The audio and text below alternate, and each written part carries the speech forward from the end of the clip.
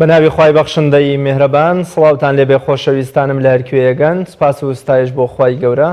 کە عمری ئەمانەتی پێبەخشینەوە بە لەش ساغیەکی باشەوە لە خزمەتیەوەی عەزیز و خۆشەویستدا بین.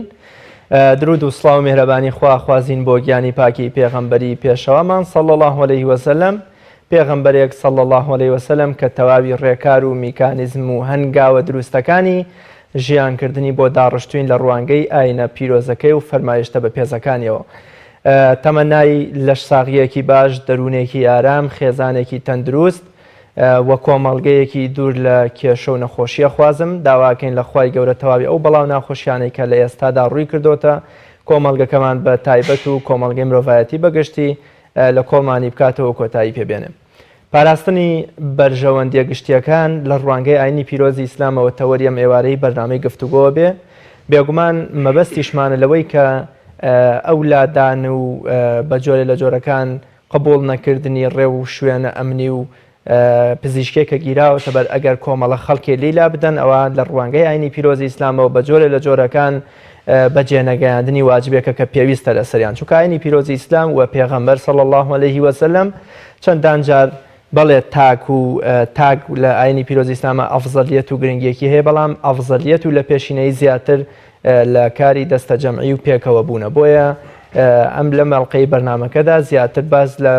بەرژەوەندیە گشتیەکانەکەین لە کۆمەڵگەدا تا چەند پێویستە تاک بە تاکی کۆمەڵگە پێوەیان پابند بێ. زۆر بەڕێز مامۆستا مەلا ئەحمەدی شەریعە زانای ئاینی میوانیە میوارەی بەرنامەکە مامۆستایان زۆر بەخێر بێ و سپاس لەوە چه خەڵکێک بڵێ ئایا لە ئیسلامدا تاک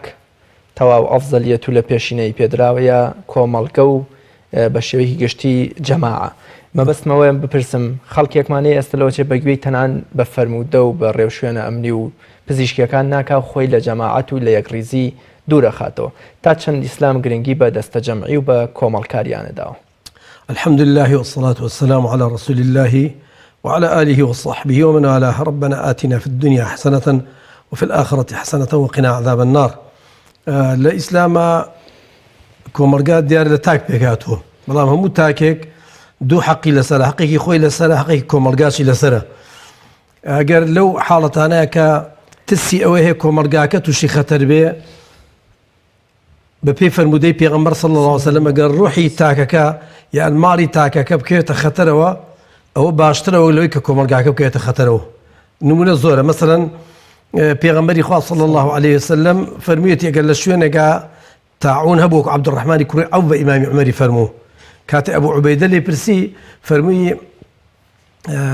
ئەتەفیڕ من قەدەری الله، ئەوە لە قەدەری خوا ڕاکەی؟ ئیمامی عومەر فەرمووی بەڵێ ئەگەر تۆ نەبیایە جوابێکەم مایەوە، بەس تۆ زۆر خۆشەوێ لەبەرەوە ئەوە پێرم کە بەڵێ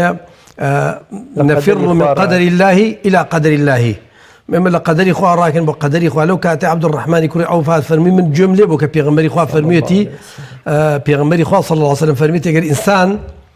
لە دێگا بوو یان لە شارێکا بوو، چکە قەریە بە معنای شاری شەردێ، گەر لە شارێکا بوو یان لە دێگا بوو، ئەو نەخۆشەی تیا بڵاو بووە دیار ئەو کاتە تاعون بووە، ئەگەر تاعونی تیا بڵاو بوو یان نەخۆشی تیا ئەو نەخۆشانەی کە ئەگوێزرێنەوە بە ئەو کەسە لەو شارە دەرنەچێ، ئەگەر لە دەریشەوە بوو توش بوو بانەچێتە ئەو شارەوە. ئەوە بەڵگەیەکی گەورەی لەسەرەوەی کە ئینسان ئەگەر توش بوو با خۆی سەبر کات، چونکە لە فەرموودەی تر هاتووە فەرمێ ئەگەر سەبر کاو فإن صبر واحتسب، ئەگەر سەبر کاو بە تەمای پاداشتی خوا بێ، ئەوە پاداشی شەهیدی هەیە، کەسێ بە تاعون بمرێ. چ کاتێک؟ ئەو کاتێک کە خۆی توش دەبێ ناچێتە دەرەوە بۆی کە خەڵکەکە توش بێ، چونکە پێغەمبەری خوا فەرمووی نەچێتە دەرەوە. ئەگەر لە دەرەوە توش بێ نەچێتە ناو شارەوە بۆی خەڵکەکە توش بێ، بە قاچاغ بێتەوە ناو وڵاتەکەی، بە قاچاغ بێتەوە خۆی تەسلیم نەکاو وەکو ئێستا کە هەیە. پێغەمبەری خوا ئەوانەی کەوا ئەکەنە بێ لە پێشەوەی کە بڵێن ئەمری حکومەتمان شکاندووی، وەزارەتی سیحەمان شکاندووی، نازانم ئیکوێمان شکاندووی، بزانن کە ئەمری پێغەمبەریان شکاندووە، کە دێتەوە ئەبێ خۆی تەسلیم کا پێغەمبەری ئەفەرمێ بێ نێتەوە هەر لە وڵاتایە، بەس ئەگەر هاتەوە شوێنێکی ئەوە ئەمین هەبوو کە خۆی لێ تەسلیم کا و فەحس کرێ بۆی خەڵکەکە توش نەبێ، ئەبێ خۆی تەسلیم کا نابێ خەڵکەکە توشکایان، ئەبێ بگەڕێتەوە بۆ شوێنێکە لێ بووە، چونکە پێغەمبەری خوا صلی الله علیه وسلم فەرمێ ئەگەر لە شوێنێکا بوون تووشی تاعون مەچنە دەرەوە، یعنی مەچنە دەرەوە یعنی چی؟ یعنی کە خۆ توش بی تازە بە هەر خۆ توش بی، خەڵکەکە توش مەکە. خەڵقێک لەم شارە مەناعی پێیا کردووە چارەسەری بۆ کرێ، بۆ ئەچی لە شارێکەش ئەوڵایەوە ئێستا ئەو نەخۆشیێتیانە، ئەو مەناعەتانە وەکو ئێستا. بۆیە هەر کەسێ بەگوێ ئەو ڕێنمایانە نەکا مەگەر ڕێنمایەک پێچوانەی دین بێ کە ئەم ڕێنمانەی ئێسامە جۆڕاویانەکەم هەموو هیچی پێچوانەی دینی هەموو لەگەڵ دیناوە و هەروەکو چۆن پێغەمبەری خوا صلی الله عليه وسلم ئامۆژگاری ئەسحابەکانی کردو ئەوان بە گوێیان کردووە بۆیە ئەوە بەشێک لەوەی کە ئێستا پێڵێن کەرەنتینە لەو سەردەمەشە هەبووە لەو سەردەمەشە ئەوە بوو کە پێغەمبەری خوا فەرمێتی مەچۆرە دەرەوە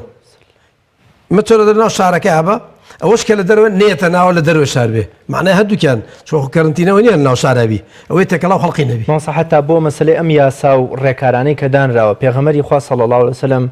بە وەکۆڵێ فەلاحەکانی مەدینە فەرمێ ئێوە بە کاروباری دنیای خۆتان شارەزاترن لەوەی کە ساڵێ متوربەی خورمایان نەکرد و بەری نەگرت مەبەستمەیە ئەمانە پەیوەندیان بە دین و بە فتوا و بە ئەحکامی شەرعیەوە نییە یاسای مرورە یاسای پزیشکیە یاسای ئەمنیە کەواتە کە پێغەمبەری خوا صلی الله علیه و سلم فەرمێ ئێوە خۆتان شارەزان بە کاروباری دنیای خۆتان لە ئێستای حکومەت شارەزایە بە ژیانی من و تۆ پزیشکەکان شارەزای کەواتە بێ لەمەشە هەر ڕەچاوی فەرمایشتەکەی پێغەمبەری خوا بکەین صلی الله علیه و بەس ئەوە یعنی تا ڕادەیەکی زۆر وایە هەموو یوان نێڵێن چونکە ئەکرێت کە جاری وایە فتوایە گەدرێ فتوایەکی بابرن طبیە درێ لەوانەیە جاری وایە ڕێ بکەین ناڵێن لێرە ئێمە لەمانەی ئێستا تیای نییە بەسمان ئەم قەزیەی ئەمڕۆیە ئەم قەزیە بێ کەسی شارەزا ئێمە جارێکار لێرە بابەتێکمان باس کرد لەسەر کە کەسی پسپۆڕ ئەبێ قسە لەو شتە بکە ئەگەر تۆ بچی بۆ لای کەسێک کە گەورەترین عالمی ئەم شارە بێ ینی ئەم وڵاتە بێ پرسیارێک عالمی شەرعی بێ پرسیارێکی طبی لێ بکەێت چۆ لای دکتۆرێک پرسیار بکە مادەم دکتۆرەکان بڵێن زەرری هەیە پزیشکەکان بڵێن زەرری هەیە پزیشکان ئەوانەی کە جێ سیقان جێ بڕوان جێ متمانەی خەڵق و حکومەتن ئەبێ خەڵق بەگوێیان بکە ئەگەر زۆری شیوانە بێ ئەبێ بەگوێ ئەو ڕێنمایانە بکەێت مادەم ئەو ڕێنمایانە ئەوان لێ خوێندێتەوە کە خەڵک تووشی ئەم نەخۆشیە بێ ئەم نەخۆشیە زیاد دەکات دوای چارەسەری نامێنێ حکومەت دەرەقەتی نایە و خەڵک زۆر توشە بێ و هەر کەسێک ئەگەر ئێچێت توش بوو بێ بچێتە دەرەوە خەڵکە توشکە وەکو ئا بە عەمدەن تووشی کرد بێ ئەگەر بمرێ وەکو ئا بە عەمدەن ئەم تووشی ئەو بەڵای کرد بێ بۆی پێ بمرێ لەبەرەوە ئەبێ گوێڕایالی بکرێ بۆ ئەو ڕێنمایانەی کە حکومەت دەریەکە ئەو ڕێنمانەی کە حکومەت دەریەکە پێچەوانەی شەرع نین بۆ ئێمە بزانین چونکە شەرع مەجالی هەر نایەوە کە فتوا ئەبێ فتوای شەرعی بێ جاری وایە فتوای حربیە لە حربە فتوای هەیە فتوای طبیە بێ دکتۆر بیە خۆکە پێغەمبەری خوا صلی الله عليه وسلم باسی علم مەکاوە فەرمێ إن الملائكة لا تضع أجنحتها لطالب العلم رضا بما يصنع ملائكة كان بعض الراخن بو كساني فيري علم بنزانا كان فنو همو علمك هر علم شرعي نيه هر قرآن وحديث نيه همو علمك كقازان جيبه بو خلقي چونك لهر شوينك برجوانديه بيه هو ديني خواج لبيه لهر شوينك برجواندي خلقيها بيه بقشتي لهر شوينك الضرر وزياني خلقيها بيه دين لوينيه كواتا الدين هاتو برجواندي خلقي زانا كان فرمون لهر شوينك كمصلحتي تيابيه فثم فثم شرع الله هو شرعي خواج لويه شرعي خوا لو شوينيك برجواندي خلقيتها يتم مرور دريكا بزيشك دريكا كسك دريكا مهمه او توجيهاتنا او رنمايانك او دريانا كان قازانجي خلقيتها به او كاتا بيتشواني شرعنيه جو شرع بو خدمتي خلقياتو وشرع بوياتو ك لا ضرر ولا ضرار نابي نزر بخلقي بيني ونزر خلقيش قبور كي بوخد ناخذ زرر خلقي بدانا رقاش بخلق زرر اللي با شرع ويداناو كواتا لهرشتيغا اوشتا شرعي نبي برين شتيك نبي كفتوى شرعي لسر به عبادات نبي مثلا برين المعاملات نبي شتي كم يكون نخوش ثاني كساتون اجل زرري خلقيتي ابي هر لو انا كسج نبي فتوى ابو بابا خو انسان زانه كم متسمدر خلق توجبه نزيك خلقينكم توقع لقلانكم بوكو پیغمبری خدا صلی الله علیه و سلم فقط بشمیه شتێکی بەلوتی وەگرتووە بۆی خەڵق توش نەبێ بۆی ئەو میکرۆبە وڵاو نەبێتەوە بۆ پێغەمبەری خوا فەرمێت ئەگەر پشمین شتێک بەبەر لوتتانەوە بگرن چۆن مامۆستا عەبدولکەریم مدەڕیس ئەڵێ ئەگەر پشمی بەرەو ڕوبەڕووی کەسێ بەردەمت بگرێ بە پشتی دەستێ ئەوە بە پشتی دەستیش بگرێت چونکە بەری دەست دوای بەکارهێنێتەوە زیاتر لەبەر ئینسانە بێ بەری دەمی لوتی بگرێ بۆچی خوي توش بوه لبر خوينا لبر خلق كتوش نبي وبيغمبري خوا صلى الله عليه وسلم فر من المجذوم فرارك من الاسد فرمي قال كسر توشي نخوشي قليبو توشي نخوشي بيزبو او نخوشي بيستيك اجوزيتو كان بعض نخوشي بيستيك اجوزيتو قال توشي نخوشي بيزبو نخوشي قليبو ابي لي راكي هر وكو شلون لدس شر راكي ئەبێ ئەوەندە خۆتی لێ پارێزی بۆی کە نەخۆشەکە بۆ بەڵێ زۆر جار خەڵکێکمان هەیە وەکۆڵێ نەک بە گوێی مامۆسای ئاینی یەکا وەکو نوێنەری ئاین وەکۆڵێ میراتگەری پێغەمبەر صلی الله علیه وسلم نە بە گوێی پۆلیس و لایەنە ئەمنیەکانەکە نە بە گوێی خاو خێزانی خۆیەکە نە بە گوێی پزیشک و کەسە پسپۆڕە وەکۆڵێ پزیشکەکانەکە لەم کاتەدا بۆمە ئەمە حکمی ئەم کەسە چییە؟ هەنی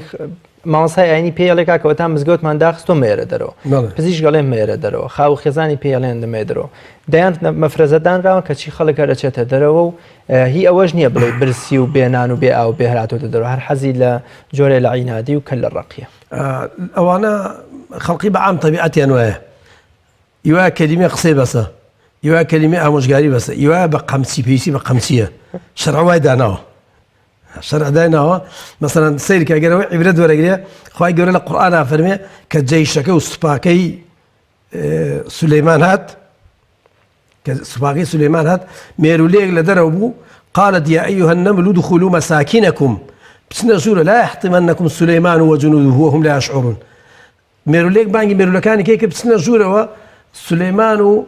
سباكي وردن تابعا لإيواني لأن حسب إيوانا كان نوكل بيتان بيابنن هم يانسون نزوله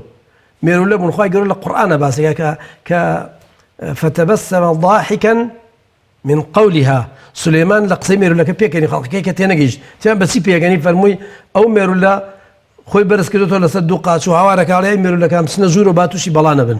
بأم سباي أجاي لوين سليمان أجاي لإيواني تشاوي لإيواني وردن نوكل بيتان لبنن بس نزور هم بجوان كدو بعض كسيكا رين ما يقدر شو بجويكا رين ماي الشرعي يعني حكومي ببابرن هر رين ماي بجويكا بعض كسيا بجود أيكوبا وكيكا بعض هي بجويناكا هندي كسيا خواي جوا وايد روز كدون سربيسن لسدمي بيغمر جاهبون حتى أصحابها أبو أصحابها يعني بيغمر خوا تكليفي ديكلو فرميتي أو تصل خور ما ببرة تدي نايبرم آخر شو السر أو ماري دراو سيد بيبري باشا نايبرم بيغمر خوا فرميتي أجر بيبري خواي جوا تصل خور ما دات اللي بهشتها أنا بهشت مسوقرة مش ده بهشت ديمي مش ده بهشتي شو تصل خور ما كش ديمي تهر نايبرم أصحابي تي بيغمر خوا أو بو هم بو كسيان هربو أو فرمي بو هر كسي كبيكا فرمي دباشترين باغ لبدينا أبو طلحين أبو ديارة كابرا فرمي باشترين باغ لمدينة باخي من أو من باغ كي خم مايتي تأصل خور ما من تباش إذا كابرا كاتي بيغمر خوا خور ما يمني تريبرم بنسيب أنبو بنسيب أو نبو أو إن كان يقول بيغمر أكل أصحابي بيغمر جبو بيغمر شيء زور خوش بيست زور رأس شيء لقلا أكل قليش شو بو جهاد أجل بيغمري خوا صلى الله عليه وسلم بيوتي عوار بو جهاد شهيد دبي أكوش لي أسو بس فرمو أو تصل خور ما يبريون يبرم أنا بقول بعض كسيكا بيسيبه وياكا بوي للشرع حد عندراوه بوي من اللي بيشوت من الشرع تعزير عندراوه حد تعزير حد وياكا أو قلنا حنيك شرع سزایکی ئاسمانی بۆ دانان خوای گەورە سزایکی بۆ داناون زینا و دزی و پیاو کوشتن و مەسەلەن ئارە خواردنەوە کۆمەڵە گوناهن ئەوانە خوای گەورە حەدەکەی بۆ دیاری کردوون بوختان کردن و کۆمەڵە گوناهی کەشن کە خەڵقی سەرپێچیان لێکە شەرع سزایکی دیاریکرای بۆ دانانەوە بەس ڕێگای یاوە بە کاربەدەستی مسڵمانان تەعزیریان بکات تەعزیری ژەوەی سزایە کە کاربەدەستی مسڵمانان دایێنێ بەس نابێت لە حەد زیاتر بێ نابگات أو سزايك خوالا عسمانة ديناو سزايك مادي يعني معنوي بيان لا شيء مثلا بس بس سزاي به نقع تحدي ويك سايشك مثلا زنا كصداري يدري أو إيش صداري لبن سل داري لبن بيستي لبن بنجاي لبن تنبيه كان مشتيكا غرامي كي مالي كان كواتب بعض زكاة إلا شرع بيدانا ومجاليا وكبي بجيرن الجاري أبي السجن كري جاري أبي مثلا ليه بدري أبي ليه تربن وانا همي هرهب وهو لسدمي خليفه كان شاب كي سبب كمان اونيا كسكبوا لسدمي امام عمرها لقال او جماعتك لامامي علي هرقران لامام عثمان هرقرانو لامام عثمان هرقرانو بلا ايش قالوا انا ابو بلان بيش اوان لسدمي امام عمرها ام كابرايا ادعاء ويكربو كتشون عيسى دعاء ديتو خوارو بيغمبر ديتو خوارو عبد الله كري سبأ كسي كبونا عبد الله كري سبأ غير أبو كسي كبو لمصر دعنيشت إمام عمر بعدين كير فرميتو أم كتوتا إنا لرادك إلى معاد يعني الجيرينو تشيبو عثمان محمد شو عثمان دعاء ديتو تي بلا منو تفسير كدوه كبيغمبري خوا صلى الله عليه وسلم دعاء أقرته إمام عمر فرمي لي بن لي عنده عزیەتیان زۆر دەدا هەتاڕە پێستی پشتی داماڵە کابرا پەشیمان نەبوو فەرمووی سزنیکەن دوای مانگێکە بۆم بێنەوە دوای مانگێک هێنانە چاک بۆ فەرمووی پەشیمانێتینە لێ یایە دووبارە تا 3 جار لە جاری سێماتی پەشیمان نەبی و هەر ئاوابی لەبەر دەستما دەرناچی چکە ئەو تەفسیرە پێچوانی هەموو تەفسیری عولەمای ئیسلام و ئەسحابەیە سی پەشیمانم مەبەستم پێ ئەمێ پەشیمان بوو دوای ئەوەی ئیمامی عومەر وفاتی کرد ئیمامی عوسمان چەند ساڵ حکمی کرد لە ئاخری خلافەتی ئیمامی عوسمانە سەبەئیەکان وەکو ئەڵێن سووارەکان هەڵگەڕانە لە ئیمامی عوسمان چوون بە دوای ئەو کابرایان چونکە ئەو زۆر زیرەک و زۆر زام بوو تیان وەرە لەگەڵماتی من خەلیفە عومەر وای تەنبیه کردوم ناتوانم بێمەوە بەعزێ کەسێ پێویستی بە قەنچیەیە بەعزێ کەسێ پێویستی بگیرێت پۆلیس بگرێت لێی تووڕە بێ مەسەلەن بەعزێ کەسێ تەبعی وایە بەڵام ئەوانە خەڵقی کەمن لە کۆمەلگای ئێمەیە کە ئەوانەی بەجێ دایک و باوکیان ناکەن چونکە لە کۆمەلگای ئێمە خەڵق دوای فەرمانی خوا و پێغەمبەر فەرمانی دایک و باوکی جێبەجێەکە دوای ئەوەش ئەگەر ئەوانیشی جێبەجێ نەکرد حکومەت فەرمانی خۆی پێجێبەجێکا بە زۆر ئەگەر فەرمانی دایک و باوکی جێبەجێ نەکرد بەگوێ فتوای عالمەکانی نەکرد ئەو کاتە ناچارە بەگوێ حکومەتکە بەگوێ نەکرد حکومەت عقوبەیە لەوە چێ خەڵکێک ئێساڵێک کاکە من پێشتر مقەبام فرۆشتووە بەقاڵێک بووم عەرەبانەیەکم پێ بووە ئێستا ماڵ و مناڵم ئەو 15-20 ڕۆژە لەوە چێ هیچ ئەوە کرێم نەداوە لێرەشەوە هیچ نییە بیخۆن لە سەردەمی ئیمامی عومەر کاتێککە گرانی مەدینەدا پۆشێ گرانیەکی بێتام دەنێرێت تەنان بۆ والیەکانیش دەفەرمێ فریای مەدینە بکەون تەنانەت خۆشیە کێشێ بە سکیا فەرمێ قۆڕەقۆڕ بکە بەخوا غەیری زەیتی قرچاو هیچی ترت نادەمێ بەڵام کاتێککە ئێستا هاوڵاتی ئێمە مسلمانی ئێمە جەماوەری ئێمە ژیان و خۆشگوزەرانی و ڕەفاهیەتی سەرۆکەکانمان و وەزیرەکانمان و حتا پەرلەمانتارەکانیشمانە بینن کە خۆشی لەم کولەمەرگی و قڕ بەسەری و نەبوونیایە ینی بەجۆی لە جۆرەکان ئەڵێ من تووشی کۆرۆنا ببم باشە لەوەی منداڵەکەم ببینم بە برسێتی و بە قوربەسەری ڕۆژی هەر کوردی ژەڵێ کاسەی پڕ ئاشتی ماڵە ژنەکە کە برنج نەبێت و تەماتە نەبێ و گۆشت نەبێ و مریژ نەبێ ئیدی شەڕ هەتر بە قودرەتی خوا شەڕ بە مێردەکەی فرۆژێ لێرە چارەسەر چێ لەم نێوانە چارەسەرانێکی ئێستا هەیە بەشی یەکێت سەر حکومەت بەشی هێت سەر میلەت هەرچەند هەمووی بەدەست حکومەتە هەمووی لە ڕاستی ئێستا کە خەڵک نایدەرەوە عاشیش نەدرا کە خەڵک نایدەرەوە بەدەست حکومەتە حکومەت ڕێگایان با دێنە دەرەوە عامەی خەڵکە بەڵام حکومەت وەکو ڕێگان نایە خەڵک بێتە دەرەوە ئێمە کە تۆ باس سەردەمی ئیمامی عومەر کرد ئیمامی عومەر لە سەردەمی گرانیە دەستی دزی نەبڕیوە و کە هێناویان نەفەرمێتی ئێمە ئیشمان بۆ نەدۆزینەوە و ژیانمان بۆ مستۆگەر نەکردون ئێستا بچین دەستیشان ببڕین ئەوە ناکرێت ئیمامی عومەر کەسێکی بینی جوولەکە لە ژێر سوڵتەی ئیسلامە یعنی کەسێک بۆ بڕای بە حکمی نەکو حکمی ئیمامی عومەر نەبوو بڕای بە حکمی ئیسلام نەبووە بڕای بە پێغەمبەراتی پێغەمبەر و قورئان و خوایەتی خوا نەبووە ئەوەی کە ئەو خوایەکە ئێمەی پەرستن بەڵام لەگەڵەوەش ئیمامی عومەر کە ڕزای خوای لەبێ کە بینی لە بازار سواریەکە دەستی لە خەڵک پانەکردەوە فەرمیوە بۆ ئاکە کابرا خۆیتی نێزانی کە خەلیفەیەتی خەلیفە تا گەنجین جزیەمان لێستێنە لە جیاتی عسکەری لە جیاتی جیهاد با بڵێن ئێستاش کە پیر بوون بەڵامانەکە و کاسبیمانیە ئەبێ ئەوە بکەین ئیمامی عومەر یەکەم جار لە مێژووی مرۆڤایەتیە لە مێژووی ئیسلامیشە کە تەقاعودی بڕایەوە کە خانە نشینی بڕایەوە بۆ ئەو کابرا جوولەکە بڕایەوە چونکە ئیمامی عومەر ژیانی مستۆگەر کردوون لە گرانیشا دەستی نەبڕیون و بۆ خۆشی سکی خۆی تێر نەکردووە بۆ خۆشی سکی خۆی تێر نەکردووە زەیت و نانەڕەقی خواردووە گۆشتیشیان بۆ هێناوە فەرمێتی نایخۆم فەرمێتی تا کوڕی و مناڵی مسلمانان تا کوڕ و کچی مسلمانان تا مناڵی مسلمانان تێر نەخۆن منیش تێر ناخۆم سوێندم خواردەوە سوێندی خواردو نەیخواردووە چەند ساڵە لەبەرەوە ئیمامی عومەر لە گرانی هەرەوە نەبوو خەڵک نێنە دەرەوە ئەم شارە بەجێنێ ژیانی بۆ مستۆگەر کردوون ئەبێ ئەمانیش ئەبێ ئەم سەردەمەشا بەڕاستی کار بەدەستی ئێستا ئەبێ کە پێیان دەڵێ مێنە دەرەوە لە ماڵەوە چی بخۆن دوایی دێمەوە هەر سەر ئەم بڕگەیە مەبەستمەوەی کاتێککە تاکێک من جەنابە دەرکەسێکی دیکە بەرژەوەندی گشتیەکانە پارێزین چۆن ئەبێت دەوڵەتیش وەکو باوکی ئەم میلەتە ئەویش لە خەم و هەمی بەرژەوەندی گشتی و میلەت و جەماوەرەکەی بێت دەچمە هەولێر پەیوەندیەکمان لەگەڵە کاک جەمال سڵاوی خوات لێبێ بە هیوای تەندروستێکی باش بۆ بەڕێستان فەرموو لە چوارچێوەی تەوەرەکەمان پاراستنی بەرژەوەندی گشتیەکان لە ڕوانگەی ئاینی پیرۆزی ئیسلام چ سەرنج و پەیامێکتان هەیە کاکەوارە باش سڵاو هەموو کاتێکت قوربان زۆر سپاس بۆ جەناب و تەواوی کارمەندانی ئیزاعی پەیام زۆر سپاس بۆ بەڕێزیش بەخێراتنی ئەو بەڕێز دەکەم بەڕاستی یەک تەوەرە پێم باشتر لەو بەرنامانەیە کە ئێواران خەڵک دەیکا گلێ و گایبەندە لە هەموو شوێنێکی دەکرێت بەڕاستی ئەو بەرنامەی جوانە بەرنامەی ڕێک و پێکا زۆر لەگەڵ ئێستای زروفی هەرێمی کوردستان دەگونجێت هەر ئێوارەی بەڕای من ئەوە ڕای منە هەر ئێوارەی مامۆستایەکی بەڕێزی ئەوە تەوەرێک لەسەر پاراستنی بەرژەوەندە گشتەکان و ئەوانەی کە ئەو مامۆستا بەڕێزانەی دەزانن لە دینی ئیسلام لە زمانی پێغەمبەر عەلەیهی سەڵاتو وەسەلام تا دەگاتە نشینەکانی دیکەی وەکو ئیمامی عومەر و ئیمامی عەلی ئەوانەی کە ئیشی باشیان کردو بۆ مسلمانان و بۆ ئینسانیەت ئەبانجی ئەو مامۆستا بەڕێزانە بکەین لە هەموو بەرنامەی جوانتر ئەوەیە بۆی لە مامۆستاش پرسیار دەکەم مامۆستای بەڕێز ئەو بەرژەوەندیە گشتیەی کە ئینسان ئەو ڕۆدەیکەین کە حکوومەت دەڵێ مەسەلەن لە ماڵەوە دانیشن بەڕای جەنابەت لەوەی باشتر نییە کە ئێمە بچینە دەرەوە قەڵەباڵغی دروستکەین و خۆمان بەریەکەین و بۆ ئەوەی کە تووشی ئەو ڤایرۆسە بەڕاستی هیچ ئینسانێک ناناسێن نە گاور دەناسێن نە جوولەکە دەناسێن نە موسڵمان دەناسێ کەواتە ئەوە باشترین شتە کە حکوومەت ئێمە کەرەنتین دەکات لە ماڵەکانی خۆمان بەڕای بە دینی ئیسلامیش وا بزانم لە دینی ئیسلامیدا هەر ئەوەیە کە خۆ پاراستن دەستسووشتن خۆخایەنکردنەوە بزانە چۆن مسلمان دەڵێ ئایا ئەتوو بۆ خۆت خایەن ناکەوێت بۆ دەستوبەری خۆت ناشۆی 1400 ساڵ پێش ئێستا مسلمان زێتی هەموو ڕۆژ دەستی خۆتان ئەوەندە جارە بشۆن بۆ داوانەی مامۆستا بەڕێزەی دەکەم ئەوەی لە توانای دابێ ئەوەی لە مێشکی دابێ ئەوەی لە دینی ئیسلام دابێ پێشکەش بۆ خەڵک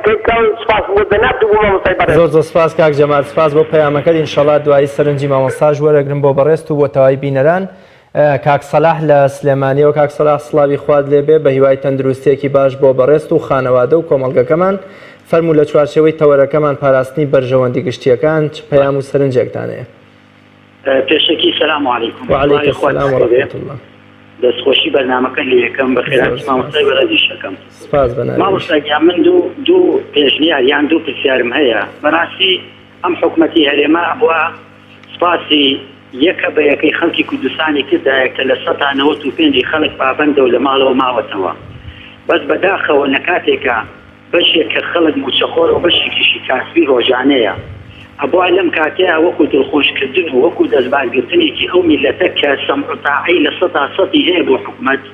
هیچ نەبێ بڕی 100,000 دیناری بۆ ئەم وەزعە تەرخان کردایە بۆ ئەو ماڵانەی کە ئیشی ڕۆژانەیە و هەیە و موچەخۆر نیە ئەمە حەمەیەکیان لەو پێشنیارانە کە زانایانی بەڕێزی وەکو جەنابتان ئەتوانن بە دەستە جەمعی یعنی وەکو بەیاننامەیەک شتێک داوا لە حکومەتکەن 100,000 دینار هیچ نییە زۆر باشە پێشنیاری دووەمت کاک سەلاح ئەگەر بێت و ئەم شتە بەردەوام بێ خەڵکی تری نیارەکە دووەم پێشنیاریشی مامۆستاگیان ئێمە وەکو مسلمانانەوە تا مزگەوتەکانمان چێشت و ملزم بووین بەمۆتەعەوە ئەوە چەند جمعەیەکی شتێپەڕی و مسلمانان جمعەیان نەکردووە ئەم جەوە ئەگەر بەردەوام بێت تا چەنە ئاساییە مسلمانان لە جمعە مەحروم بن جمعە نەکەن زۆر باشە سپاس بۆ کاک سەلاح لە سلێمانی کاک ئەیوب لە هەولێر کاک ئەیوب سڵاوی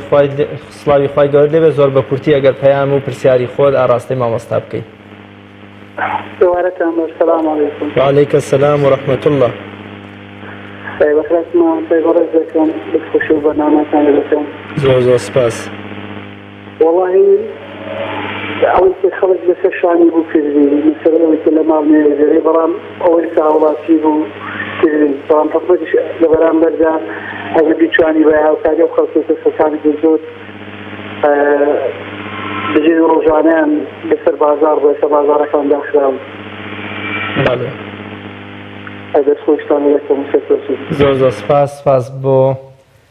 بەڕێزیشت کاک شیروان لە دەربەنی خان کاک شیروان سڵاوی خوای گەورەت لێبێ سڵاو بە هیوای تەندروستێکی زۆر باش بۆ هاونیشتیمانیان و خۆشەویستانمان لە دەربەنی خان کە وڵای خۆش لێەوە بێ و لە مامۆستای بەڕێزیش زۆر سپاس بەناوی مامۆستاشەوە دوو پرسیارەمە بوو دوو پرسیارم بەڵێ فەرموو قوربان وەڵای من خۆم پابەندم بە هەموو شتێکەوە بەڵام ئێستا من کابرایەکی داما و دێگەی بەڵێ کرێکاری کۆمپانیایەکەم من چی بکەم ئەگەر ڕۆژگارە بێت من تووشی ئەم پەتایە بم من خەڵک ڕائکاتە ژوورەوە من ئەبێت بە ئەمر بڕۆم ماڵ بگەڕێم یعنی دەرگا بە دەرگایە و ماڵانە بگەڕێم زبڵەکانیان کۆکەمە من بە دوای سیارەوە من ئیشی من چی ئەگەر خوای گەورە نەگەێتە فیام ئەگەر من بیگرم سبەی ڕۆژ یعنی من چی بکەم ئێستا مەعاش نەدراوە هیچ نییە وەڵی حەزەکەم هەر بە دوای ئەو سیارەوە بمنێمەوە بۆ ماڵ لەشت ساغ بێ ئینشەڵڵا بەڵێ ئەمە خەڵک لە ماڵەوە دانیشتووە ئاوا ئێمە سەحر ئەبێ بڕێنە دەرەوە مەجبوریە. خوای گەورە لە شتان ساخە ئینشەڵڵا کاسپێکی حەڵاڵ خێزانێکی پێکەوە ژیا و تەندروستێکی باشتان بەنسیب بکە ئینشەڵڵا بە ئومێدیەوە ئینشەڵڵا مامۆستاش دوایی وەکۆڵی هاوخەمی و هاوسۆزی خۆی چوزانم بە جۆرە لە جۆرەکان وەڵامی پێشنیارەکەی ئەم قسەکانی جەنابەت بداتەوە. ئەمە پرسیارێک دومیش یعنی زۆر پاک و قسەی خۆمان ڕاگەین ئێمە لە ڕووی دینیشەوە خواڵ یعنی ئەمە بۆ خوایەکەین بۆ خۆمانمان نەکردو یعنی ئێمە بۆ قیامەتی خۆمانەکەین ئیتر هەرکێ و ئەوە خۆی لە قورئانە باسەکە ئەڵێ هەرکێ و بەشی خۆی هەڵگرێت کی هەڵێگرێ هەڵی ناگرێەوە خۆی زانێ ئەوە ئێمە لە ڕووی دینیشەوە بەخوا پاک و قسەین و خۆمان پاک ڕاگرین و ئیتر هیچ شتێکمان نییە دەست بە هیوای تەندروستێکی زۆر باش بۆ بەڕێست و بۆ تەواوی هاونیشتیمانیانمان زۆر سپاس بۆ کاک شیروان لە دەربەنی خان. کۆتا پەیوەندی وەرەگرم ئەگەر هاوکارانم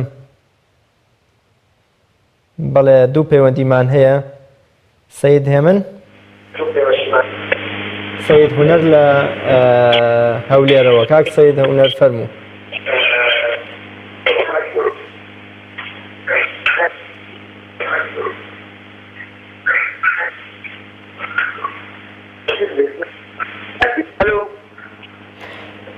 بێ زەحمەت ئەگەر سەوتی تەلەڤیزیۆنەکەت کسکەیت و لە ڕێی تەلەفۆنەکەەوە قسەمان لەگەڵا بکەیت زۆر باشە بێ. هەولێرەوە. بەڵێ فەرموو. کاکە یەکەم السلام عەلەیکوم. عەلەیکە سەلام و ڕەحمەت الله. دەستخۆشی بەرنامەکەتان لێ دەکەین باشترین بەرنامەیە دۆ ئیسلام بۆ غێرە دین و هەمووش باشترین بەرنامەیە. زۆر سپاس. خۆشی کڕۆنە هەیە هاتیێ بەڵی خۆشەویستی کردو تاعومە هاتیە زانی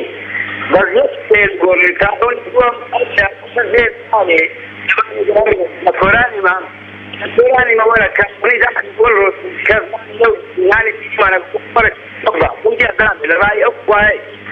ئەو خوای بەسەر حکومەتیش پێ بەبای ئەدەگەڕێم نەکە لە ماربیت پێ و هەردەگەڕێم نایتە کۆرانی نایتە چیچ ئەوە حکومەت دەکەم کە شارمەت ئەو فەقێک هەیەکی خواسته ئەمری هەیە بە سلێمانی ئەمسانە خەڵێکی بەس بس الامر السيري لازم نخش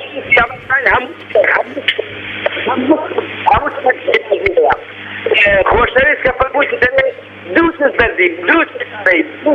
زۆر باشە کاک سەید هونەر لە هەولێر زۆر سپاس بۆ بەڕێستان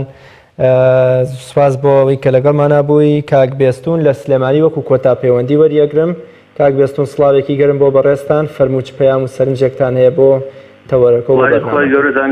بەرنامە لە بەڕێزیشت. سلامەرجیخۆ بەخێرەتی مامۆستاکەم دەستخۆشی بەرنامەتان لێکەم. سپاس.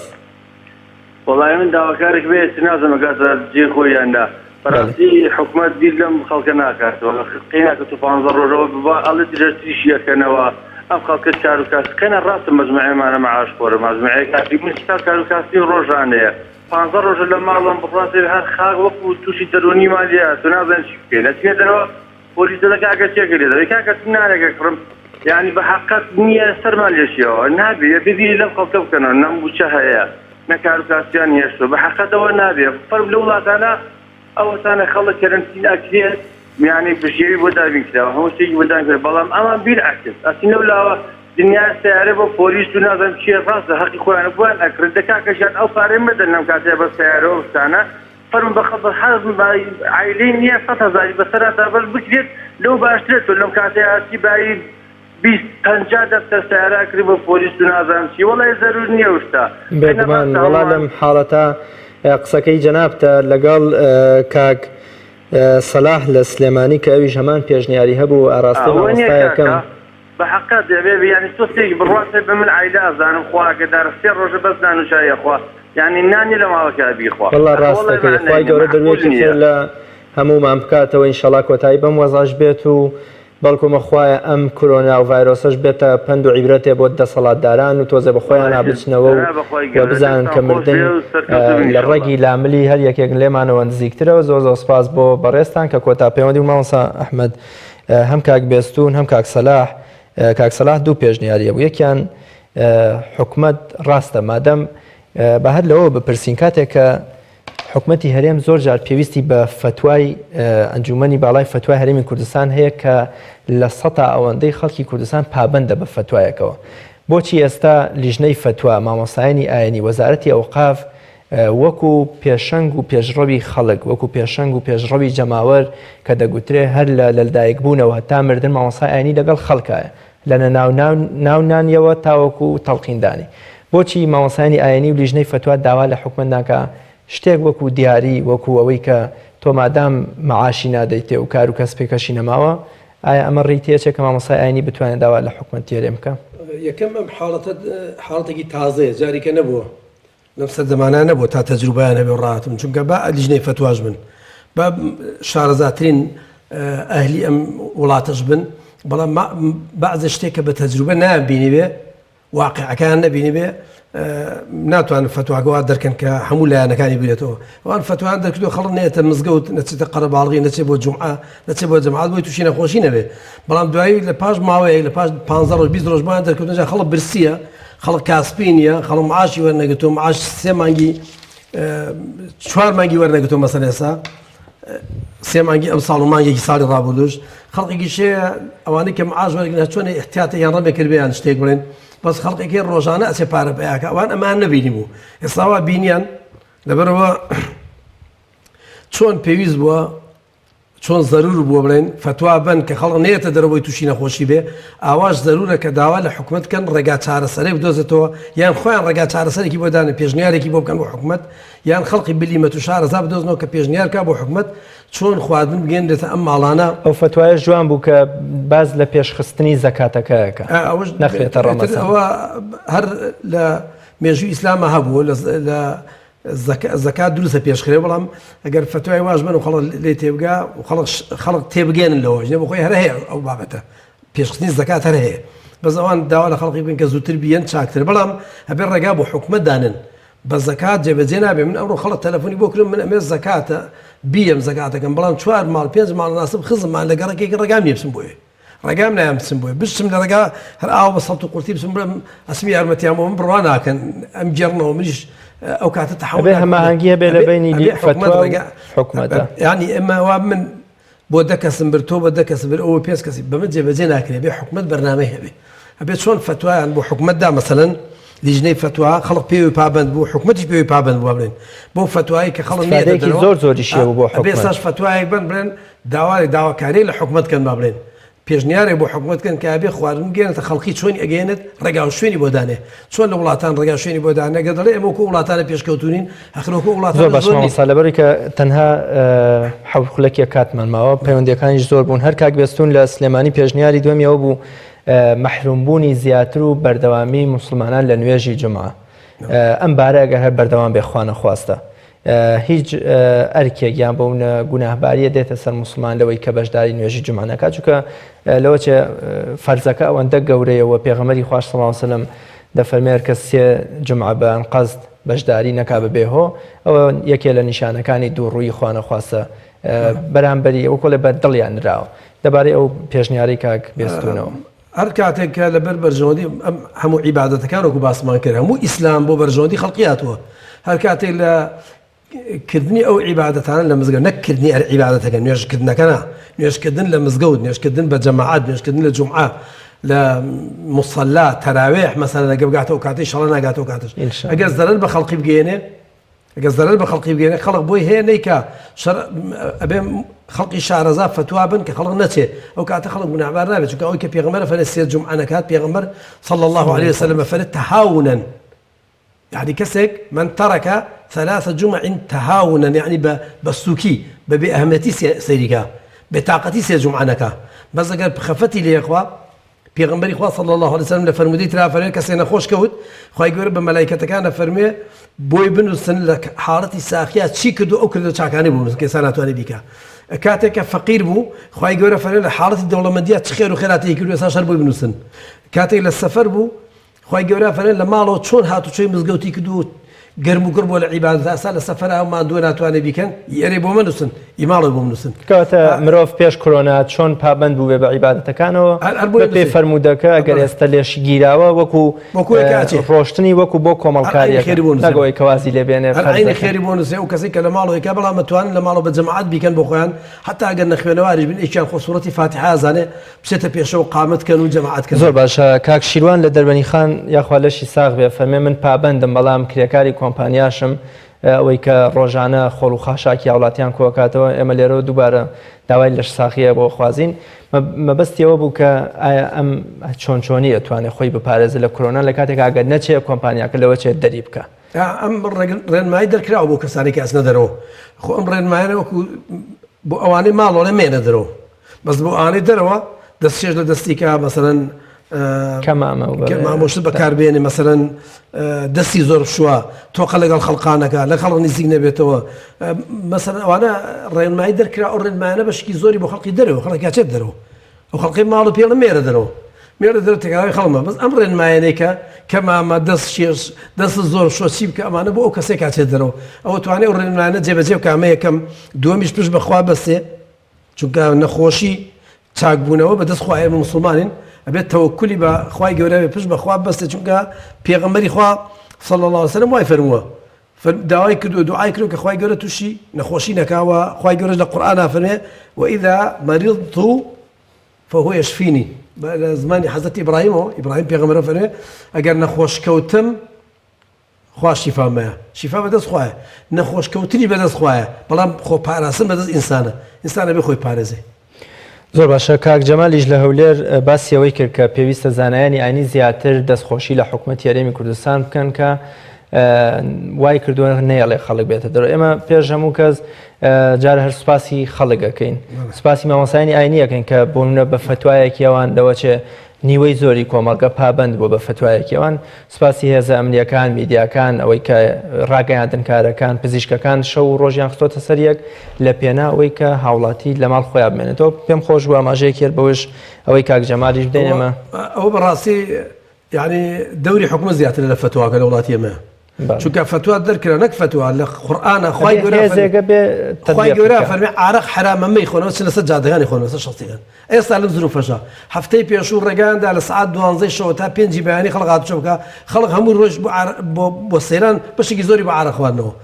خۆ ئەو مەلا فتوای ناوە خوای گەورە فەرمێتی حرامە پێغەمبەر فەرمێتی حرامە خەڵق بەگوێ نەکردن لەبەرەوە ئێمە ئەبێ بڵێن بۆ ئەم نەهاتنە دەرەوەیە چۆن سوپاسی ئەو کۆمەڵە مامۆستا عالمە بکەین کە فتوایاندا خەڵق نێتە دەرەوە بۆی کە شەرع ڕێگای یاوە خەڵق نێتە دەرەوە خەڵکی توش نەکا ئەگەر هەر کەسێ بێتە دەرەوە و سەرپێچی بکە معنای گوناهبارە و گوناحی خەڵکی دێتەمل بەو شێوەیە بێت سوپاسی ئەوانە بکرێ هەر کەسێک کە بەشداری وەتیان لە پزیشکەکان لە هێزە ئەمنیەکاندا لە ئەو مەلا و مامۆستا و خەتیبانی کە خەڵقیان نەسیحەت کردو مێنە دەرەوە لەو دایک و باوکەی کە نانێشتە کوڕەکانیان بێنە دەرەوە و کچەکانیان بێنە دەرەوە ویان پەروەردەکردن کە بەگوێیان بکرێ بێت سوپاسی هەموو لایە بکرێ. زۆر باش مامۆستا نەکەن سوپاسی لایە بکرێ. یەک خولەکوونی و کاتم ماوە خەڵکێک لەوە چێ ئێستا بە تاسەوە گوێ حەزەکە لە ڕیزی مزگەوتەکانە نوێژەکانە یا لە وتاری مامۆسایەکی ئاینیا بۆستێ مەبەستمەوەیە خەڵکێکەیە پێش کۆرۆناش تەواو ئولفەتی گرتووە بە زنجیرە دراماتورکیەکانەوە کە خێزان بەرەو هەڵدێرانە بە ئێستا زۆر ناخۆشە خوا دوو موسیبەتی کۆرۆنا و زنجیرە دراماتورکیەکانیش لە خێزانێکە کۆ بکاتەوە جاران ئەگەر سەیری دوو سێ ئەڵقەیە کرێ ئێستا بۆ ئەوەی کە لە ماڵە کەرەنتینەیە لەوە چێ سەیری 5 ئەڵقە بکە پەیامت چییە بۆ خێزانەکان بۆ تاکەکان کە زیاتر ڕووبکەنە خوای گەورە قورئانی پیرۆز وتاری مامۆسایان دوورکەونەوە لە زنجیرە دراما دۆبلاشکراوەکان کە شیرازەی خێزانی کوردیان پێش کۆرۆناش هەر بەرەو هەڵدێران و هەڵوەشان و تەلاق بردووە. پێغەمبەری خوا صلی الله علیه وسلم باسی ئەوە کردووە کە بەڵا و موسیبەت دائیمەن بەهۆی چیوەیە بۆی گوناحەوەی خوای گەورە لە قورئانە فەرمێ فبما كسبت أيديكم ما أصابكم من مصيبة فبما كسبت أيديكم هەروەها يعني يجي لزارة كان كان إمام علي والرحمة خوي لبيه رضاي خوي لبيه فرمي ما نزل بلاء إلا بذنب ولا يرفع إلا بالتوبة فرمي هيز بلاينات وتخواره إلا بويتي ونبي بوي جناحي خلقي ونبي أو بلايج لا ناس إلا بالتوبة خلقي نبي أبي خلق توبة وكامية كم دوميان بيغمبري خوا صلى الله عليه وسلم فرمي نعمتان مغبون فيهما كثير من الناس الصحة والفراغ ئەفەرە دوو نیعمەتەن بەشی زۆری خەڵقی دەربارەی ئەو دوو نیعمەتە گەلۆرن نەفامن نایزان جێبەجێکەن الصحة والفراغ یەکەمیان لە شتاخیە کاتێ لە شی ساغە نازانێت بەکاری بێنێ کاتێ بێئیشیا بێ ذکر تەسبیحات دوعاکردن پاڕانەوە فێربوونی قورئان خوێندن نوێشکردن بە جەماعەت شتە چاکانە زۆر سپاس بۆ بەڕێز مامۆستا مەلا ئەحمەدی شەریعە زانای ئاینی سپاس بۆ بەڕێزتان سپاس بۆ پەیڤ و تەجوانەکانتان خۆشەویستانم سپاس بۆ ئێوەش بە هیوای تەندروستیەکی باش بۆ ئێوە خوای گەورەتان لەگەڵ بێ هەمیشە تا ئەڵقەیەکی تر بەخواتان ئەسپێرم خواتان لەگەڵ